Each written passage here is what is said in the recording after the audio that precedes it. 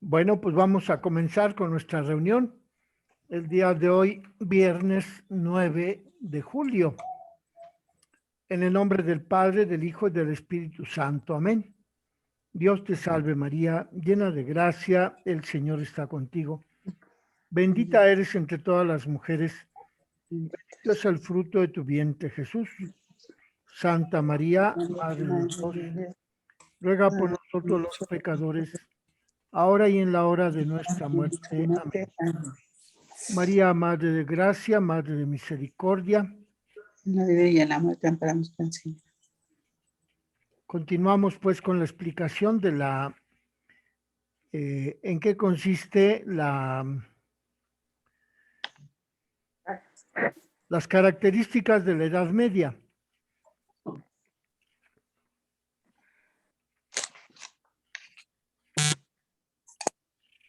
Como hemos visto, son tres características que decíamos: la verticalidad, la jerarquización y el amor cortesano. Ese amor cortesano, pues,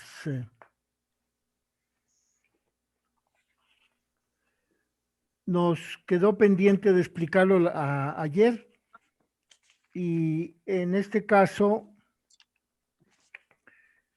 pues es importante tratarlo porque sobre esas características del amor cortesano se va a difundir el amor a la Virgen María en la época medieval. Entonces, pues encontramos que este amor cortesano se desarrolla como un sentimiento hacia las miserias humanas. Se desarrolla como un sentimiento entre el varón y la mujer. Este fenómeno del amor cortesano surgió en el siglo XI en Provenza, allá en la península ibérica, en confín con España, con lo que actualmente es España, y fue muy difundido en Europa por los trovadores, por los cantantes, por los poetas del dulce estilo nuevo. Este amor cortesano, difundido por los trovadores, exalta el amor hacia la mujer como valor absoluto, pero lo desliga de la procreación. Es decir, que el amor cortesano no busca la procreación, simplemente el amor hacia la mujer como valor absoluto. Las características de este amor cortesano que se produjo, proliferó en la época medieval, tiene tres características. Dice el profesor de Fiores que este amor cortesano se consideraba imposible entre el varón y la mujer, entre la mujer y el marido. ¿Por qué? Pues porque el matrimonio feudal era resultado de un acuerdo entre los progenitores, un acuerdo entre los papás del novio con los papás de la novia. Por ello, este amor cortesano no era posible que surgiera entre la mujer y el marido, ya que era un acuerdo entre los papás, entre los progenitores del novio y los progenitores de la novia. Otra característica del amor cortesano es que la mujer tenía una posición de superioridad respecto del hombre, y con ello el amor había quedado feudalizado. Es decir, el amante, el varón, servía a su dama con la humildad con que el vasallo servía a su señor, y también tenía que hacer de todo, siempre con el fin de ser digno de ella, cultivando las virtudes caballerescas. El amor cortesano era algo esencialmente artificial. que nacía más de la cabeza que del corazón, con normas estrictas, convencionalismos minuciosos, un verdadero equipo de reglas normativas. El profesor de Fiores cita el texto publicado en 1995 en Milán, que se llama Las mujeres del medioevo, para decirnos este amor cortesano que prevaleció durante la Edad Media. De modo pues que esas son las cualidades del amor cortesano que forma parte de lo que el profesor de Fiores explica como cualidades de la Edad Media, habiendo explicado el tema de la calidad y el tema de la jerarquización.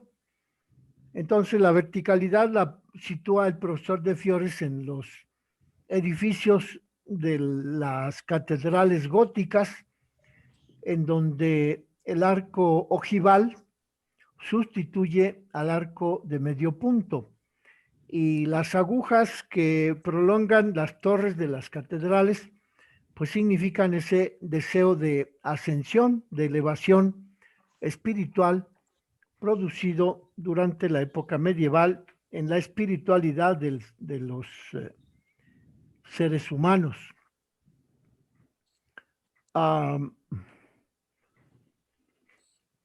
Vamos a continuar con la explicación de María en el Oriente Cristiano. María en el Oriente Cristiano, José Luis, ¿en qué página está? ¿En qué página tienes el tema 2, María en el Oriente Cristiano? Está en la página 211. 211, ¿alguien lo tiene en una página diferente? Yo la tengo en la 179, Fray. 179. ¿Alguien la tiene en otra página? En la 144. 144, María en el Oriente Cristiano. Sí. Punto 2. En el 211 es del libro que usted nos hizo favor de mandarnos. Y ya lo imprimimos todo. Bueno, ya lo imprimí todo el libro. Ah, también usted ya lo imprimió todo. Bueno, pues. Sí, 770 hojas. ¿Cuántas salieron? 770 páginas. Ay. Sí, Bueno, igual yo ya lo tengo, Fray. ¿Usted no lo tiene? Sí, ya, todo impreso. ¿También salieron 700 páginas? 770. Ah, caramba. Bueno, pues vamos a continuar. ¿Pero por ambos lados? No, Sí, Por eso por ambos lados. José Luis sí lo mandó imprimir por ambos lados. Sí. En cambio, 770. Elizabeth, por un lado solamente. sí, llevo mis anotaciones al reverso. Ah, qué bien, muy bien. Me parece muy bien. Fray, yo le quisiera hacer una pregunta rapidito. Sí, por favor, dígamela. Aquí, aquí del punto que nos estaba usted hablando de las catedrales, aquí en la Ciudad de México tenemos alguna catedral gótica con esos señalamientos que nos decía usted. Mire usted, la que tenemos, la más reconocida como catedral gótica, es la parroquia que está en San Miguel de Allende, la parroquia de San Miguel Arcángel.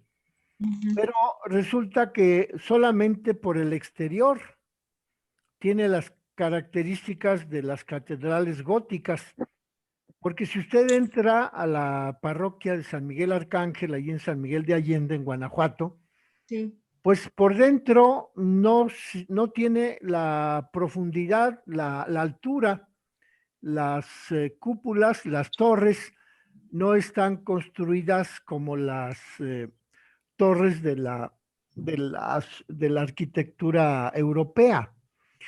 De modo pues que es un falso estilo gótico de la parroquia de San Miguel Arcángel en San Miguel de Allende, Guanajuato. Es el estilo, pero solamente por fuera. Es una, digamos, una corrupción del estilo gótico.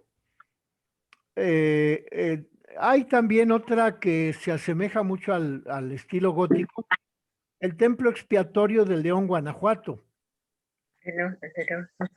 que es una catedral que esa sí tiene todas las cualidades de la catedral gótica, sobre todo por los arcos ojivales, por las torres prolongadas hacia arriba y sobre todo los vitrales con que está adornada esa catedral.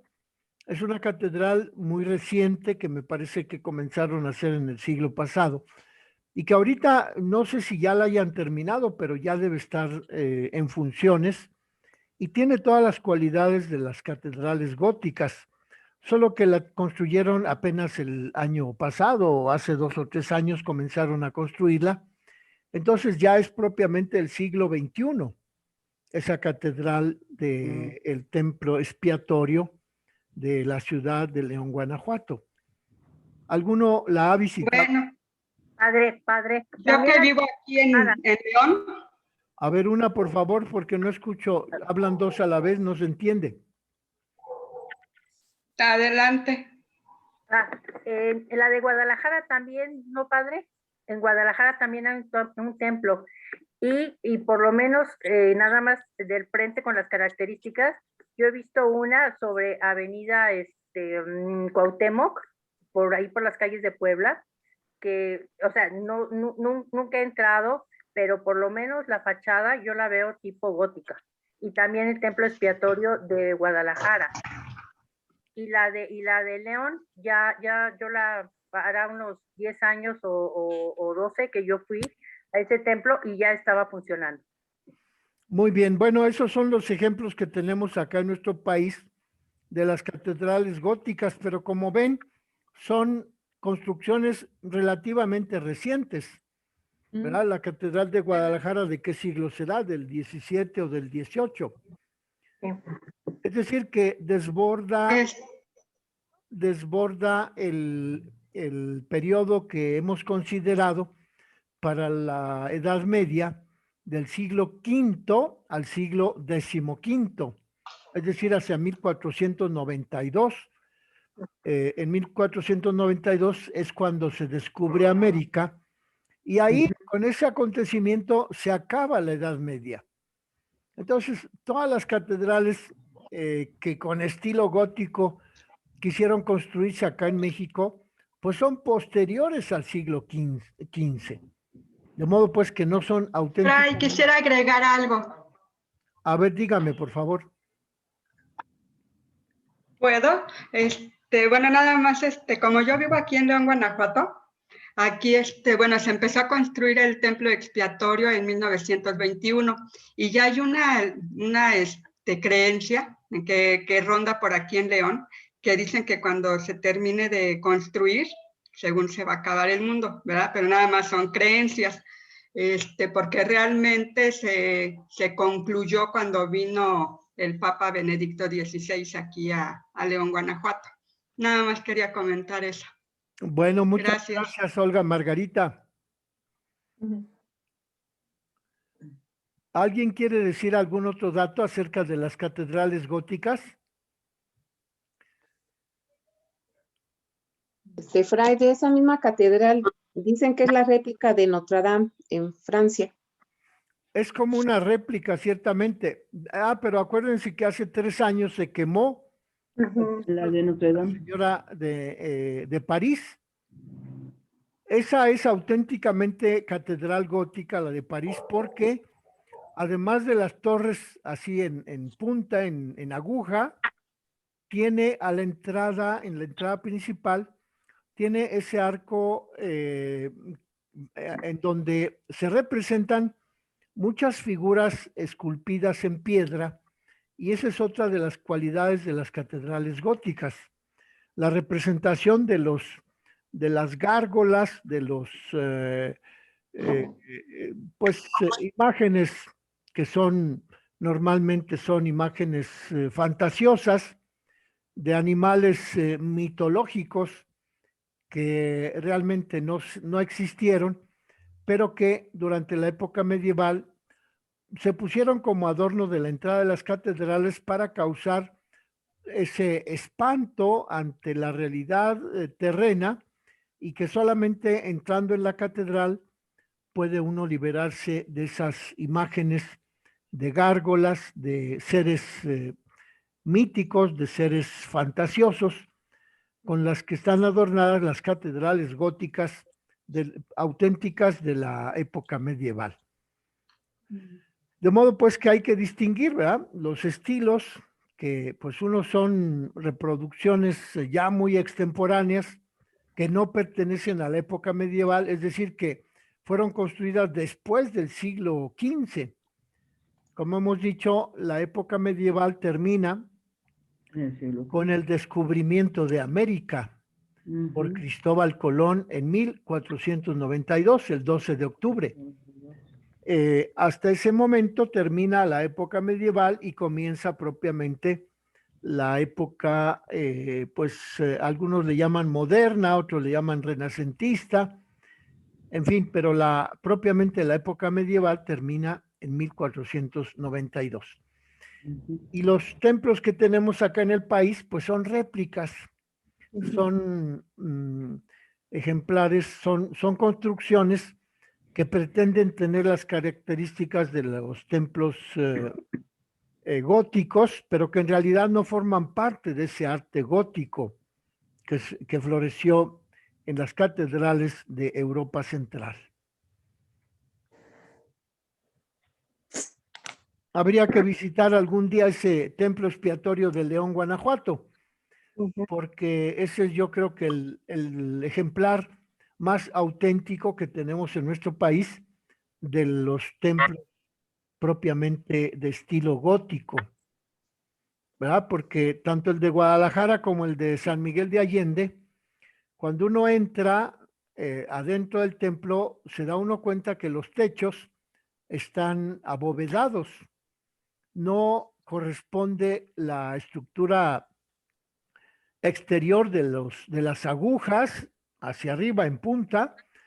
Si uno entra adentro, y pues por dentro se lleva uno la decepción de que no son las agujas de las torres, no están construidas por dentro, porque por dentro tiene una bóveda.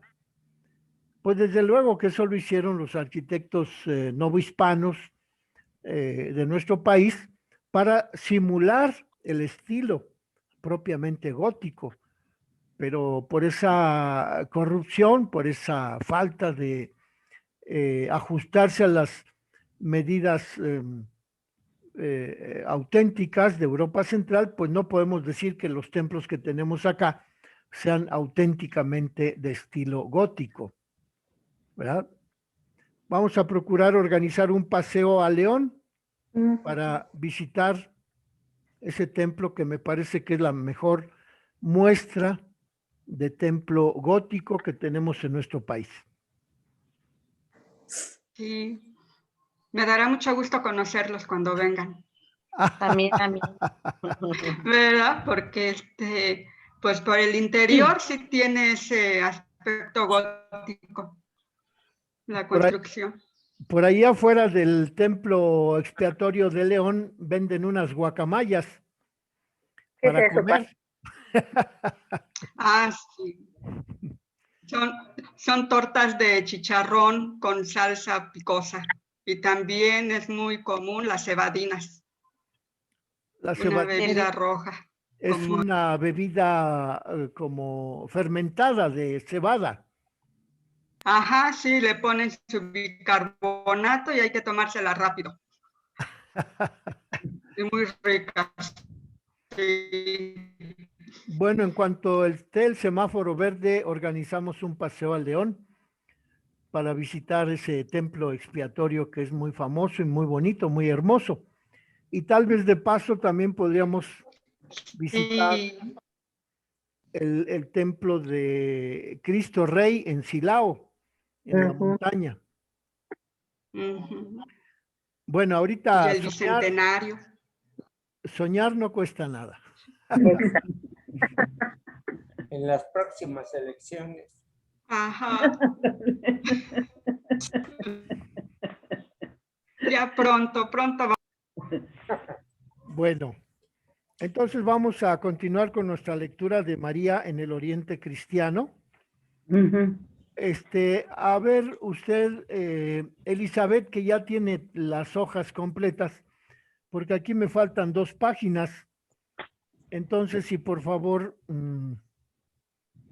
nos puede leer lo que dice ahí en María en el Oriente Cristiano, Sí, por favor.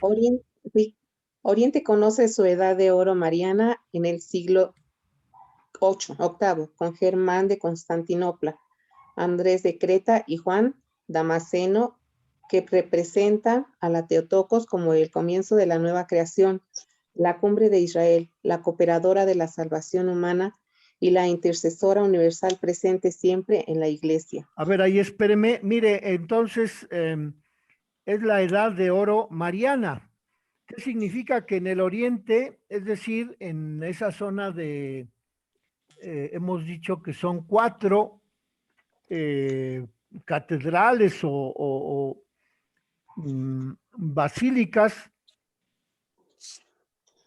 que constituyen el Oriente Cristiano. Son a la vez diócesis y a la vez catedrales y a la vez centros de cultura cristiana de la época medieval, que son, hemos dicho, Constantinopla,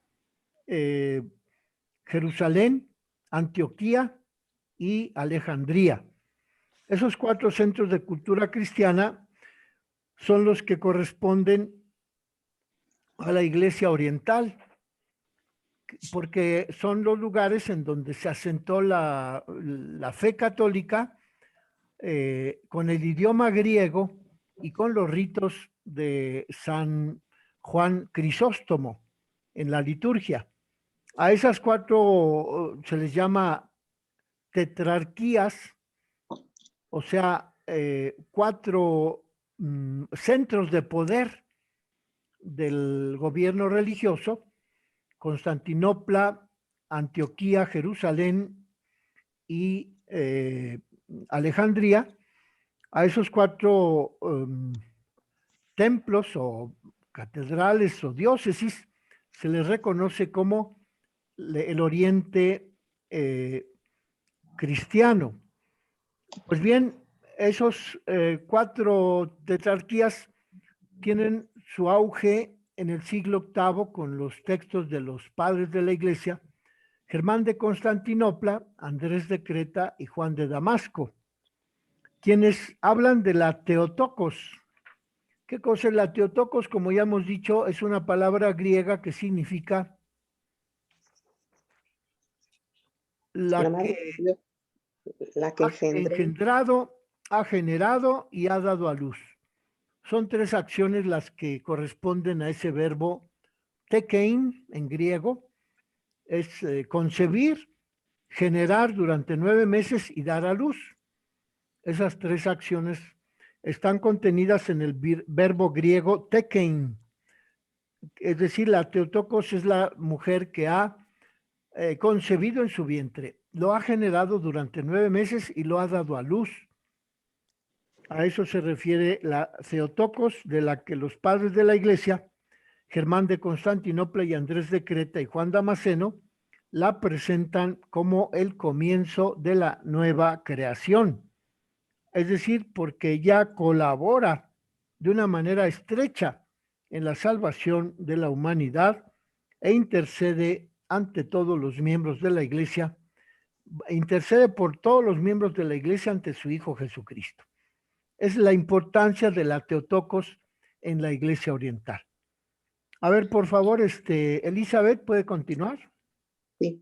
En este periodo hallamos la primera tentativa de articular un tratado sistemático de la teología en la fuente del conocimiento de Juan de Damasceno, obra dividida en 3 partes: dialéctica, historia de las herejías y la fe de la ortodoxa. El tratado comienza a ocuparse de María en la segunda parte, cuando se exponen y combaten las herejías de Nestorio y Eutiques, y le reserva un espacio más amplio en el libro 3, La Fe Ortodoxa, en el que se trata del misterio de la encarnación. Damasceno realza el consentimiento de la Virgen Santa y la obra catártica y confirmante del Espíritu. Y luego la cita que pone aquí el profesor de Fiores dice, así que después del consentimiento de la Virgen, el Espíritu Santo descendió sobre ella según la palabra del Señor, anunciada por el ángel, purificándola y dándole la capacidad para recibir a la divinidad del Verbo, juntamente con su capacidad de generarlo en su vientre. De modo pues que este tema de María en el Oriente Cristiano comienza con el tratamiento de la Theotokos, de la que el profesor de Fiores pone de relieve que fueron los tres padres de la Iglesia, Germán, Andrés y Juan Damasceno. Ellos son los que nos ofrecen la figura de la Theotokos con las cualidades más importantes de ser aquella que dio el consentimiento, aquella que recibió al Espíritu Santo, aquella que fue purificada por ese don del Espíritu Santo y aquella que tuvo la capacidad de recibir al Verbo, al propio Dios, y una capacidad generadora de manera misteriosa, mística, porque no hubo intervención de varón en esa generación del seno purísimo de la Virgen María. Entonces, pues, en el Oriente Cristiano comienza la devoción a María con este término, la Theotokos, y comienza, como vemos aquí, en el siglo VIII, es decir, 3 siglos después de que comenzó la Edad Media. Y entonces, pues, ¿qué significa esta afirmación del profesor de Fiores? Pues que con esa terminología del griego Theotokos, la Virgen Santísima recibió la capacidad de generar al Hijo de Dios. A ver, un momento, voy a contestar una llamada. Ya estoy dispuesto, dígame. Sí, padre, buenas tardes. Habla Sara de aquí de San Pedro Apóstol, Zacatenco. Sí, para el domingo a las 10 y a las 11, ¿no? No, padre, a las 9 y a las 11. Bueno, ahí estaré, muy bien. Sí, padre, la esperamos aquí a las 9 de la mañana y a las 11. Gracias, padre. De nada, hasta luego.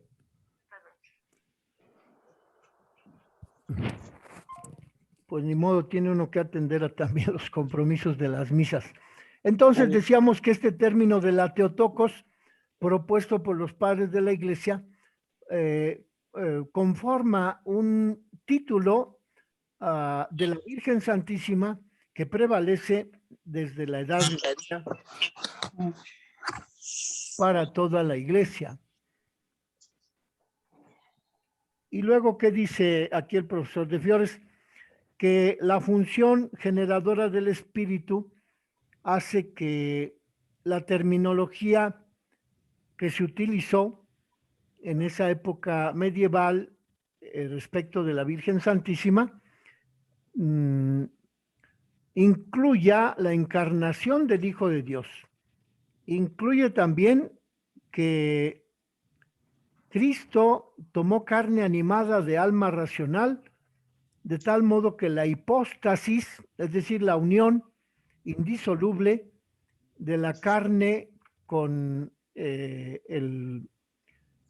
la segunda persona de la Santísima Trinidad, Espíritu Divino, Hijo Eterno del Padre, realizó la hipóstasis del Verbo Divino que llegó a ser compuesta, es decir, compuesta por 2 naturalezas, la naturaleza divina y la naturaleza humana.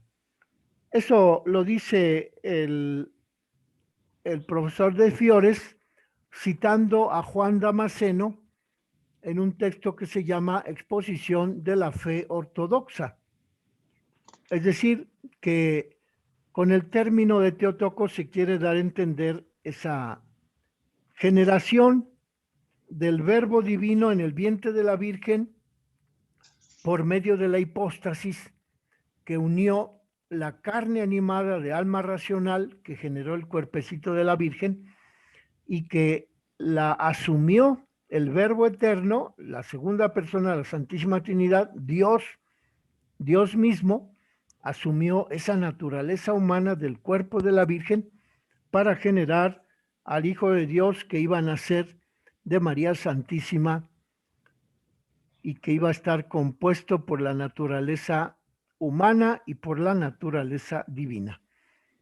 Es decir, como ven, esta terminología de la Iglesia bizantina o de la Iglesia oriental, pues tiene que ver también con la caracterización de los términos, de las palabras que se inventaron también en esa época, porque antes de que los padres de la Iglesia afirmaran esta unión indisoluble entre el Dios Verbo y la persona humana, la naturaleza humana, pues ese término no existía, el término de Teotocos, el término de hipóstasis, tampoco existía ese término, pero surge a partir del siglo VIII con estos padres de la Iglesia, que son quienes nos ofrecen la teología propia de la terminología con la que se designó esa realidad divina que antes no podía designarse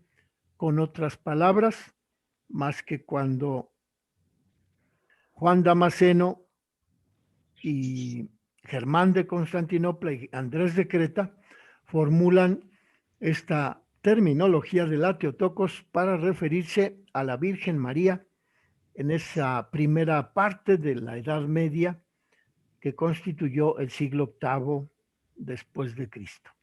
Bueno, ¿hasta aquí alguna pregunta? No, Fran. Tenemos, ya es hora. Vamos a terminar en el nombre del Padre, del Hijo y del Espíritu Santo. Amén. Nos vemos, Dios mediante, el martes próximo. El martes, Fray. Sinceramente, Dios. Muchas gracias, Fray. Fray. Hasta luego. Que Dios les Hasta luego a todos. Gracias. Buen Buenas camino. tardes. Hasta luego. Bye. Un abrazo, Bye. gracias. Gracias. Gracias a todos. Gracias. Igualmente.